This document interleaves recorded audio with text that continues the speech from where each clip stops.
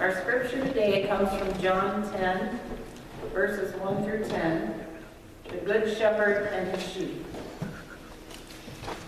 Very truly I tell you, Pharisees, anyone who does not enter the sheep pen by the gate, but climbs in some other way, is a thief and a robber.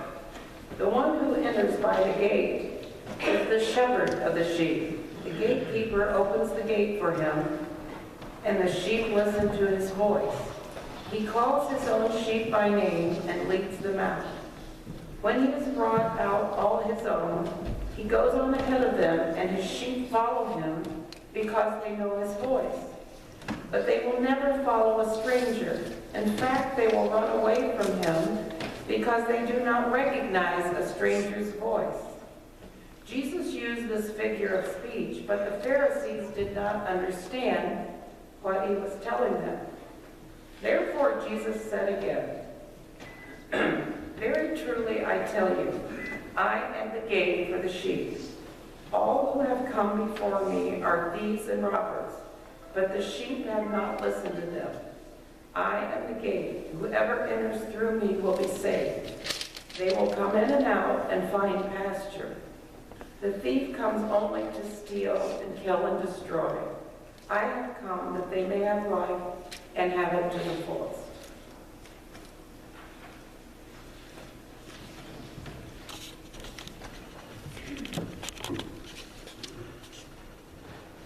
Well, good morning. Good morning. You hear me okay? Is this thing on? Okay. So, I went to college in Kansas. Me and Liz come from Oregon, and when we went to Kansas, so I could go to college, we lived in this house for 2 years that we found that we'd never seen before. We saw a couple of pictures that were really of the carpet over the internet, and that was really all we could see as we moved halfway across the country to go where God had called us to go. And one time, after about 2 years of living there, we went back to Oregon for vacation in the summer, and it was a great time, but it was like just before we went, or right after we went, our landlord called us and said that she wanted to show the house that we were living in. And this house was just a little matchbox. I mean, it was, I didn't suspect that anyone would want to buy this house. They offered it to us. It wasn't the sort of house that you would want to invest a lot of money in. It was really small. It was really awkwardly laid out. And so we didn't really think too much of it, but as we went on vacation, the landlord called us and said that she had sold our house out from underneath us. And so nothing ruins a vacation as much as knowing that the place that you call home isn't even, that you can't even depend on that anymore. And so when we came back, we were really worried about where we would live. We were really worried about what was going to happen to us. And so, but it didn't take long in a town of 800 people for word to get around that we needed a place to live, and for people to show us a place. And it turned out that like three blocks away there was a house that we could live in. And it wasn't too much worse than the house that we had already had. Except for one thing, it was right next to the railroad tracks. I mean, right next to the railroad tracks. Like, you open your door and there's a train. Like, it's coming through your backyard right next to the railroad tracks. And so, as we moved into this new place, it was pretty hard to get used to that train coming. Okay, and there's this really, I think, stupid federal law that says that every single time a train crosses a street, it has to blast the horn, right? So there was a street on either side of our house, and every time the train came through town, it was like 4 times the train would blast its horn, right? I mean, it was like right there. And so it didn't seem like too much longer after that, maybe 6 months, that Sophie was born. And you have that moment as a young parent when you've had this child who's struggling to get to sleep, really needs a nap, really cranky, really whiny. You lay them down, you finally sneak away, that moment where they finally nod off after what seems like an hour, like forever of trying to get them to sleep, and then you feel the ground start to shake, and you hear that horn blast, and you hear the baby crying, like, no! You just want to like break something, right? I had that moment quite a few times. But and as infuriating as that moment was, as many times as that train probably woke Sophie up before she got used to it and could tune it out, I was always marveling at how loud that train blast really was. And then sometimes when I hear Sophie cry, I think, how is it that I can hear her cry? How is it that this train that's so loud can blast its horn so loud, and yet I can hear every little detail of Sophie's voice as she cries? And for me, it became apparent that it was because my ear was tuned to her voice, that I knew my kids cry better than anyone else would know. It was just like Jesus talks about with the sheep. And it's just like at the holidays, we had family come out, and I could tell when it was one of Sophie's cousins that was crying. You can tell it's your kid. You know that voice. Even when I go visit Sophie at school, sometimes like once a month, I get to go and eat lunch with her, and there's 1,000 kids in this cafeteria, and it sounds like a rock concert, and there's just nothing but kids' voices that are going. I can hear my daughter just like she's sitting next to me at home, even with all that noise, because I know that one of those voices is the one that I'm paying attention to. It's the one that I hear. It's the one that matters more than all the others. So, being tuned to someone's voice is something that happens when you have a deep relationship with someone, a lasting relationship. It's something that happens all the time. As we pay attention, we learn to pay attention to the voices in our lives that matter. Voices like our parents, voices like maybe our spouse, voices like our children. And we don't think about it too much, but when we hear a voice that's familiar to us, we know it. We just instantly recognize it. And sometimes, like if I was walking around in the dark and I could see that a person was moving and didn't know who it was, and I heard one voice or the other, it would radically change how I would respond. Whether that's an unfamiliar voice or a familiar voice that I knew and loved. My heart would race until I knew who it was that was coming.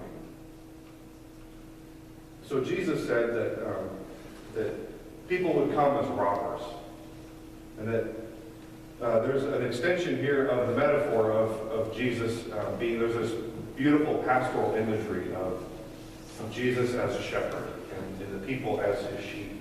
But as he's saying that I am the true shepherd, essentially, and the other people are robbers, he's really extending beyond just saying that he is the good shepherd. He's using a messianic allusion, essentially. He's telling people that he is the true Messiah, that he has come. And then the Messiah is a word that we often might throw around the church. It's something that we think about. The word Christ comes from the Greek word Christos. But before that, Meshiach is the Hebrew word for Messiah. And a Meshiach could be a lot of different things in the Old Testament. It could be a king. It really means anointed one is what it means. And this person could be a king, could be a priest, could be someone who's set apart for a special purpose, like someone like Joshua. And this word Messiah, there was a lot of different expectations about the Messiah. There were people who were Meshiachs before Jesus came. But they pointed toward the true Messiah, this anointed king who would come and rule, someone who would bring in a time of peace. The people were expecting and hoping for this person to come. They lived in an occupied country, occupied by the most powerful empire in the world at the time. And there were a lot of people who wanted to be free. They wanted to have their country back. And we don't think too much about how many people claimed to be the Messiah. When you think about the Messiah, we think about Jesus. But in the 100 years around Jesus' life, there were no less than 12 people who claimed to be the Messiah. 3 before Jesus and a whole bunch after Jesus. And most of these people, they would come and they would gather followers. They would arm people for a rebellion of some kind. Some of these happened, they would bring about the Jewish wars, the great Jewish wars that Josephus wrote about. The first Jewish war was led by Judas Maccabeus, who was a prominent Messiah figure. I want to spare you some of the details of this. But the second Jewish war was the one that destroyed the temple, destroyed the gate of Jerusalem, destroyed a lot of the city. This was a big deal when people would come and claim to be the Messiah. People believed them, and they armed themselves for rebellion. One person who wasn't even successful was called the Egyptian. He had 30,000 followers. who went around the land, armed people who wanted to take over. So there were a lot of people who would come, and they would gather these followers. And they would prepare for insurrection in the name of God, right? And they would come, and Jesus came, and he was completely different from all of them. He didn't claim to be a military leader. He didn't arm people for conflict. And all these people, we don't know anything about them anymore, except for we know Jesus, the man who, 2,000 years after his death has like 2 billion people in the world who claim to be his followers. We know about that Messiah. But all the other peoples were false messiahs. They were people that we know nothing about. And so Jesus, when he's saying that I am the shepherd and these other people are robbers, he's speaking into that context. He's telling people that he is the true Messiah, that if you can trust him, you can follow him, that his people who really follow him will know his voice. And they won't follow after these attractive things that people say, that, telling this message that people want to hear, that if you just arm yourselves and prepare for war, that God is on our side and God will bring about a victory. That you can follow the Messiah all the way back to another Jewish kingdom. So Jesus was different. And Jesus, he came as the true gate. He came as the person who would show the way to God, the true way to God, the true anointed one. He wouldn't take the path of violent rebellion. And, for many of us, as we follow the news, and it seems like the world is getting worse and worse and worse sometimes, there's people in America who are waiting to see who might be the next president of the United States, We're in the same kind of situation. People aren't trying to get us to follow them to prepare for an armed conflict. They want our votes. They want us to embrace them as a leader. There are other people besides just politics, people who want us to do things for us. They want us to follow their agenda. Sometimes that could be your parents or people in your life who want to live vicariously through you, make you a NFL player or something like that. There are people in our lives who impose themselves upon us, who want us to change, to step with their agenda, to go and just to be who they want us to be.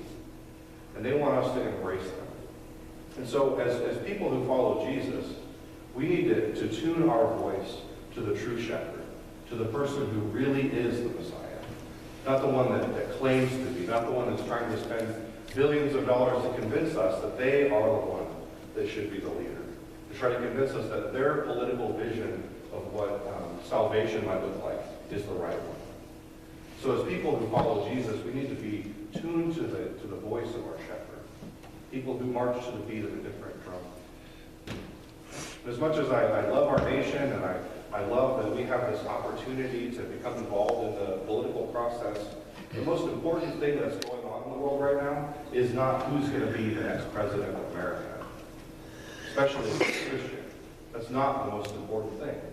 As much as the airwaves would scream at us, and every time we turn on the radio, every time we turn on the TV, every time the phone rings and someone wants to pull us and ask us about what our opinions are about this person or that person, the most important thing that's going on in the world right now is that Jesus has come.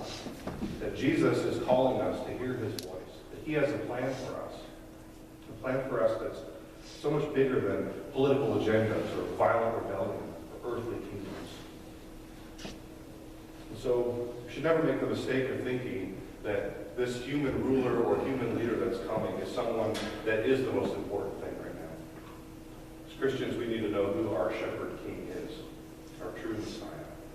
And there's a lot of money flying around, people trying to make us scared, people trying to get us to buy into their ideas, but these are all robbers, essentially. They can be big distractions from who Jesus is, from what God really wants for our lives, from where he wants us to follow him. So Jesus tells us that he is the gate. And this is both an opening and a barrier. Jesus is the way, but he's also the gate. And it's popular in our time, especially if you live in Oregon, for people to think that there are many gates that you can come through. Many different paths. Like there's a big mountain with God at the top, and it doesn't matter which path you take, that you will get to the top. You will get to God. Jesus says, I am the true gate. I am the only way. Jesus says that I am the one who will care for you, who will bring you in to the inner life with God. One who leads to a place of safety and security into this fold. And he's the one that will take us out of that fold into the world, into who we're truly to be called to be, what we're called to do. He's the only one that stretches us beyond ourselves to the fine pasture lands that will sustain us, the fresh water that will quench our souls. Our job is to listen to his voice and to follow him, to be a people who are led. There's a lot of really wonderful things in other world religions out there. I've read a lot of different texts from different philosophical schools, from different things outside of Christianity. There's a lot of inspiring stories. There's a lot of interesting answers to the problem of sin in the world. There's a lot of interesting pictures of what salvation might look like. And for those who have the faith and the interest, there's a lot of wonderful things in philosophy and things that you could learn about. Great truths that you can ponder. But not everything in every other religion is completely false. I believe that all truth is God's truth. That some people who were striving for answers, some of them found answers that are true. But not everything about all these other religions is true either. Some things are false. One wants to be certain of the path of salvation. Jesus is the only gate. Jesus is the only way. Buddhism has some interesting things to teach us about righteousness. Islam and Rig Veda have beautiful poetry. Greek philosophers and scientists have wonderful things that they've asked questions, wonderful questions about who God is and in places they might see his fingerprints upon the world. You can't stake your life on these things. You can stake your life on Jesus being the gate, though. I believe that God knows who is truly seeking him. And as Christians, I think when we think about Jesus as the gate, we think about this gate as a gate that's keeping people out, not letting people in. Jesus knows who are really have their ears trained to him, who really follow the voice of the true shepherd. And I know that at the end of the day, if it was really up to me who was in and who was out when it came to salvation, there'd probably be a whole lot less people in heaven than if God was in charge of that. Instead of pondering things like who is destined for hell, and instead of trying to make a new gate that's culturally acceptable in our time, instead of trying to find a way for people who just can't accept Jesus for who he is to find their way into the fold, I think we should just be confident that when we invite people to know Jesus, we're inviting them to the true gate, to the true way. Jesus is the gate, not us. Jesus is the only one who's calling people to walk through that gate too. Jesus is the revealer of truth. And when we ponder things like, interesting things like whether people like Socrates or Gandhi end up in heaven or other questions like that, it's interesting stuff. But even if they're there, and I guess we'll all be surprised when we get there, even if they're there in heaven, it will be because Jesus was their gate. It won't be because of anything they did. It won't be because of anything we did. There are dozens of paths that could potentially lead to God, but Jesus, Christianity, offers the true path. And Jesus is more than just a gate. He's a shepherd. Those who follow him, those who listen to his voice, don't need to worry too much more about salvation. We have bigger things to worry about than just who's going to get to heaven and who's not. We have this whole life with God, this path with God that we can walk with him. We can follow his voice. We can be in relationship with him. We can be safe and secure with our shepherd. We can know that God is leading us places that are wonderful and true, somewhere that's good. And when we follow the voice of the shepherd and be defined by that relationship, we can be prepared to understand that the voice of the robber isn't what we want. And we're no longer thinking about Jesus as a gate closing people out. We think about Jesus as a gate wide open, bringing people in. Our faith becomes less about heaven and hell and more about just being with our shepherd. It becomes less about fear and punishment and threats and more about just being in a relationship with God, a moment-by-moment relationship with God. And the truth is, some people may never know Jesus. Some people may be walking a path that will ultimately lead them to disillusionment and pain and suffering because they're trying to make their own gates. We could never do that. Our job is to help people recognize the voice of the true shepherd. The shepherd who looks at the sheep notices that they don't have a shepherd and takes pity on them. The shepherd who invites them into his fold to experience his grace. Jesus said, I am the gate, and whoever enters through me will be saved. They will come in and go out and find pasture. Society, I think, though, thinks that Christians, for the most part, are just judgmental people who are self-righteous, who have all these rules that we care about and rituals that we follow a whole lot when we care about our relationship with our shepherd. Nothing could be further from the truth, though, if you look at the teachings of Jesus. Teachings just like this. God is offering us a whole lot more than just a ticket to heaven or to not be afraid of hell anymore. God is offering us a life with him, a life as intimate as that with sheep and shepherd. And the gate that Jesus opens wide is open for the worst sinners the world has ever seen. If they humbly walk through that gate, they humbly come before the shepherd and ask that he would make them clean. But we should keep the lookout for the people who come and try to tell us the things that we want to hear and try to be our Messiah. People who come not to share Jesus with us, but to take what we have. But Jesus offers us the abundant life. He offers us meaning and purpose. He offers us something worth living for and worth dying for. He offers us an adventure to be lived. He offers us himself.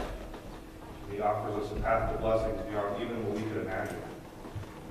And this doesn't mean that we're always going to get our way. It doesn't mean that we can just stop following Jesus whenever we want and do our own thing. But we shouldn't expect that following Jesus is just going to be this continual gravy train, that God's just going to bless us so richly in every single way that we want and do everything that we want him to do all the time. I mean, a sheep that followed a shepherd out in Palestine didn't have that kind of experience. It was an arid place. They would follow the shepherd. They would trust that the shepherd would know where he was going, that he was taking them somewhere worth going. There would be food, and there would be water, that we would have that thing that we need. There will always be enough if we make Jesus our shepherd. But in recognizing that we're sheep, that sometimes that we want what's wrong for us, and simply receiving who God is and his blessings and trusting that where he's leading is worth going, we find the peace of knowing the true shepherd who loves us. We stop trying to ram our way through our own gate. We just come through the gate that God opens for us. When we accept the way of Jesus, we find that there's plenty to sustain us, plenty to keep us going, plenty to quench our thirst, plenty of great things in store for us. And that's what the world needs to hear. The world doesn't need to hear what we're against. The world needs to hear what we're for. What we're offering people is a relationship with God, a life together with God, a life together with us, a journey, not just to stop being afraid of heaven or hell. God is offering us his voice. But it needs to see that we are living the abundant life, that we are marching to a different beat than the fear turbans of this world that try to manipulate us and twist us around and push our buttons and make us chase after false messiahs. It needs to see that we're listening to another voice, maybe a voice that's been calling out to them, a voice that they just didn't recognize was the voice of the shepherd. So as we go into our time of open worship, I know we have some visitors here. This is a time of listening. It can be a time of silence. It can be a time of waiting for God to move. And if you feel that God tugging at your heart this morning, if you feel that something he has brought into your heart is something that you need to share, feel free to stand and to share that with us as a congregation. It's okay, though, just to sit and just try to tune our ear to the voice of the shepherd.